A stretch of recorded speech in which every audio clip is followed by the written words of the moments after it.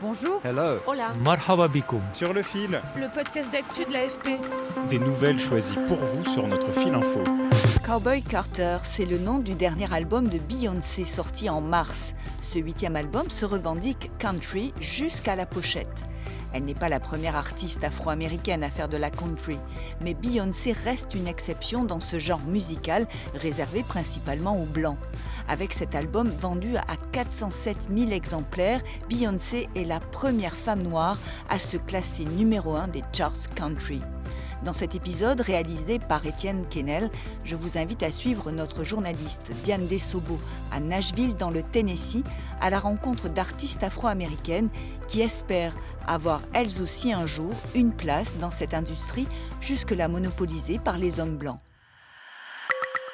Sur le fil. There must be big monsters, bears and spiders that can kill you with just one bite. C'est dans la Blue Room, une salle de concert, que Julia Williams, 26 ans, se produit sous les éclats d'une boule disco. 23 in Music City with dreams and high-heeled boots. Le rêve de Julia, c'est ça, devenir un nom dans la musique country. Is this what all the white Est-ce que c'est ça que toutes les filles blanches ressentent depuis tout ce temps quand elles regardent Shania Twain, quand elles regardent quelqu'un au sommet de son art qui assure et qu'elles se disent « Waouh, ça pourrait être moi !» C'est assez excitant. pretty exciting? Petite séance de rattrapage si vous n'êtes pas expert en country. Shania Twain, c'est une des stars féminines du genre.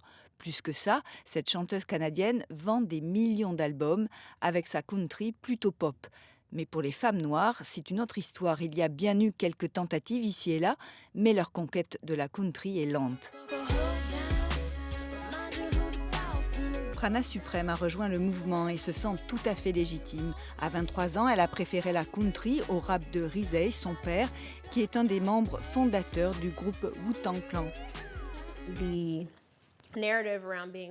On dit aux gens noirs ou de couleur qui s'aventurent dans la country qu'ils n'ont pas leur place. Et ça vient des gens issus de la communauté blanche, mais aussi de la communauté noire. Certains pensent que c'est même comme si on tournait le dos à notre communauté. C'est fou. Je dois constamment avoir cette conversation avec d'autres personnes noires et leur dire « Mais non, ça fait partie de l'histoire de la country. C'est tout à fait logique qu'une personne noire fasse de la musique country. » Totally makes sense for a black person to do country music. La country est pourtant un style musical qui puise dans les racines afro-américaines des États-Unis. Le banjo, par exemple, fait partie des instruments apportés par les esclaves africains déportés aux Amériques et aux Caraïbes dans les années 1600. La mère de Prana Supreme, Tequita, qui forme un duo avec elle, affirme qu'il faudrait l'émergence d'une icône qui puisse servir de porte-étendard pour aller encore plus loin. Il faut une force qui va intervenir et dire au marché « Oh, attendez une minute, il y a de l'argent ici que vous êtes tous en train de laisser de côté. » Il faut ensuite mobiliser d'autres personnes du côté du marketing et se dire « Et si on en profitait pour conquérir le marché ?» Peut-être Beyoncé. Comme on vous l'a dit en intro, son dernier album est un énorme succès.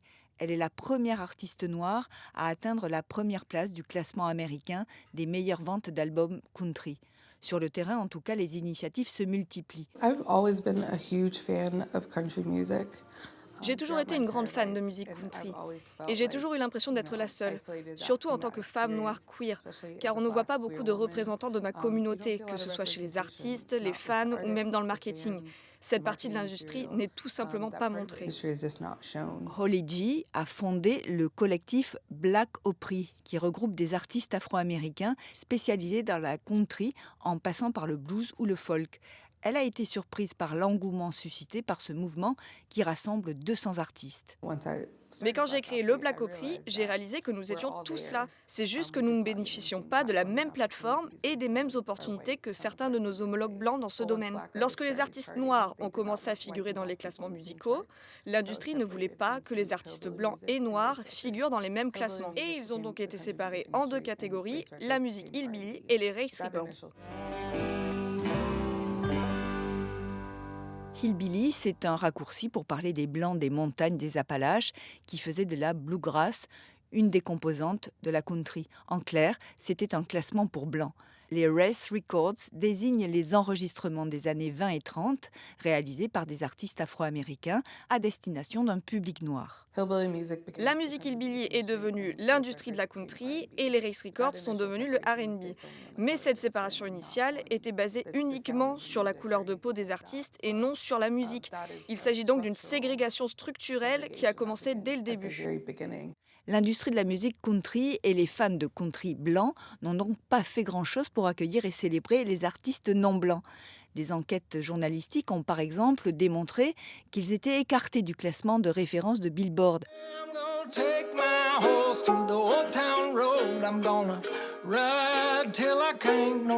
Vous vous souvenez du tube de 2019, Old Town Road ?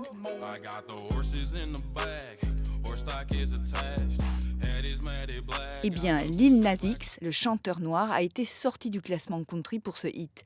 Une enquête réalisée par une universitaire canadienne, en analysant les données de diffusion des radios dans les années 2000 et 2018, avait aussi montré une sous-représentation des femmes dans la country, et même une baisse depuis quelques années.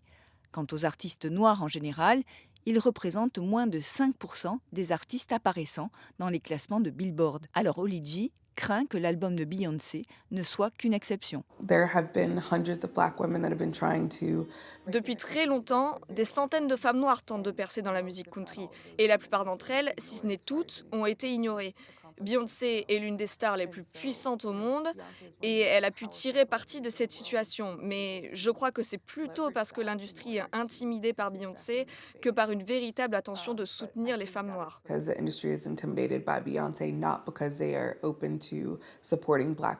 Julia Williams, que vous avez entendue au début de cet épisode, également membre du collectif Black Opry, veut rester optimiste et reste persuadée que l'album de Beyoncé pourrait marquer un tournant. J'étais vraiment heureuse de ce que ce moment signifiait pour la longue histoire de la country noire.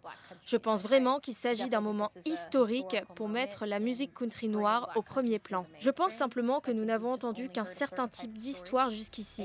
Et je pense qu'il y a de la place pour beaucoup d'autres histoires dans ce magnifique patchwork qu'est la musique country. Merci de nous avoir écoutés. Je suis Emmanuelle Bayon. Si vous avez aimé cet épisode, alors n'hésitez pas, mettez-nous plein d'étoiles. À bientôt.